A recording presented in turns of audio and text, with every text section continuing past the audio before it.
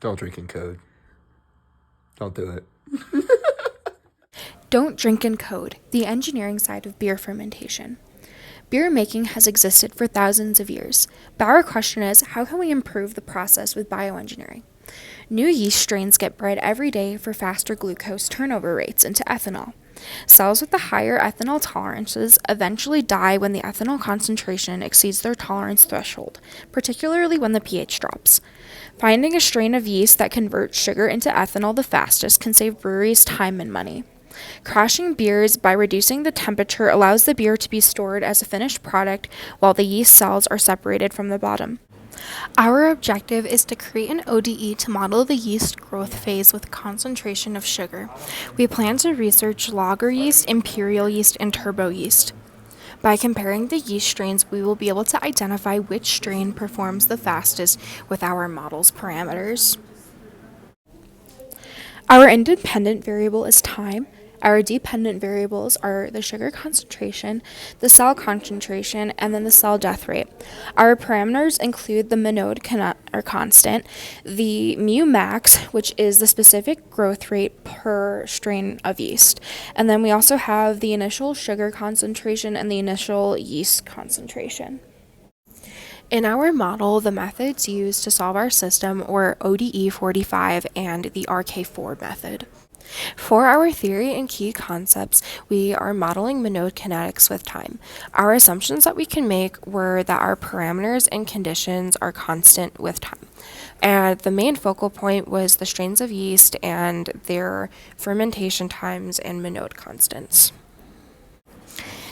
Here are 3 real-world examples of beer using the strains of yeast we researched in our project. So first, we have Dogfish Head 120-minute IPA. This is brewed with an imperial yeast, which has a alcohol by volume goal of 15 to 20%. Its optimal temperature for fermentation is between 60 degrees Fahrenheit and 72 degrees Fahrenheit. It typically takes about 7 to 10 days to ferment. Its mu max is 0.1 per hour, and its Monod constant is 5 grams per liter. And its initial sugar concentration is 8 kilograms per 20 liters. Next, we have Odell Brewing's Lagerado, which is brewed with a lager yeast. So typically, the alcohol per volume for the lager yeast is about 5%. And its optimal fermentation temperature is between 48 degrees Fahrenheit and 55 degrees Fahrenheit. Its fermentation time is between 1 to 3 weeks. Its mu max is 0.3 per hour.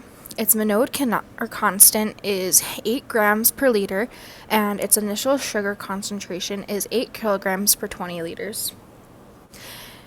Next, we have Sam Adams Utopia, which is brewed with a turbo yeast. So typically, it has a 35% alcohol per volume, which is incredibly high compared to the 2 other yeasts that we studied in this model. But for this yeast, its fermentation time is about 5 days at 77 degrees Fahrenheit for its optimal temperature. Its mu max is 0.5 per hour, its Monod constant is 75 grams per liter, and its initial sugar concentration is 8 kilograms per 20 liters. For our results, we ended up using ODE 45 and RK4. In the graphs that I'm about to show you, you can easily see how throughout the different plots, the sugar attenuation time varies drastically between the different strains of yeast. Additionally, the boundary values were also set to a slope of -1 for x of t at the endpoints to ensure that the death phase was represented. The end boundary conditions for the final alcohol by volume varied at the endpoints, but the value for the final sugar concentration is set to be the lowest to represent the turbo strain. Here are the 6 graphs we have using the ODE 45 model. So the red graphs are the sugar concentration with time, and the blue graphs are the yeast concentration with time. Turbo yeast has the steepest slope because it has the highest turnover rate to ethanol for the yeast strains studied in this model.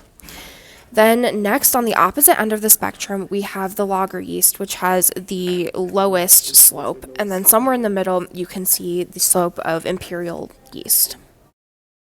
The RK4 method also works for this model because it gives the same results as ODE 45. The RK4 method approximates the solution of the ODE by breaking the time interval into small steps. At each step, it computes an estimate for the value of y of t at the next time step. The method also uses a weighted average of the slopes at different points within each step to achieve a high level of accuracy. Also, ODE 45 has a built-in error handling, which helps in achieving a desired level of accuracy without needing the user to manually choose the step size. Additionally, ODE 45 combines a 4th order and 5th order RK4 method, further reducing the error. In this case, the Monod equation is an example of a simple and easily executed ODE, thus making ODE 45 the best method to represent the model. As said in the previous slide, sugar attenuation time varies with the yeast strain, as well as the different growth rates that affect the fermentation time. In the future, a more depth analysis could be done showing how growth rates are functions of temperature and pH, which would require adding more ODEs to our coupled set. The brewing analysis completed in this project allows brewers to track the fermentation over time through sugar and yeast concentrations, which allows for precise control and understanding of the brewing process.